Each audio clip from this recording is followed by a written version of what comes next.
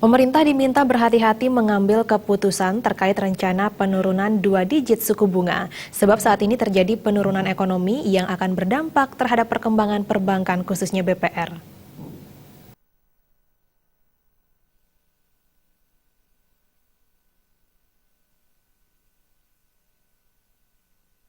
Sekretaris Perbarindo Bali Iketut Komplit menyatakan pemerintah diharapkan hati-hati dalam mengambil keputusan dalam rencana penurunan 2 digit suku bunga, mengingat terjadi penurunan ekonomi saat ini. Hal tersebut juga akan mempengaruhi perkembangan BPR.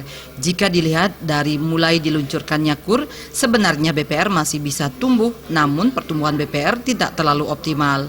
Sampai saat ini pertumbuhan BPR baru 4%.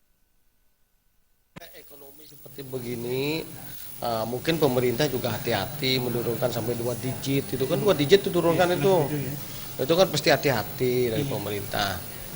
Ya, kita sebagai pelaku UMKM juga pasti akan bijak itu melihatnya. Soalnya kan kalau dilihat dari KUR diluncurkan dari 9%, sekarang dari 12,9 sekarang jadi 7.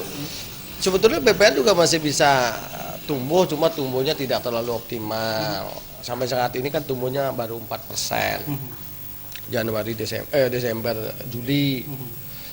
Biasanya udah tumbuh hampir 10%-an gitu loh.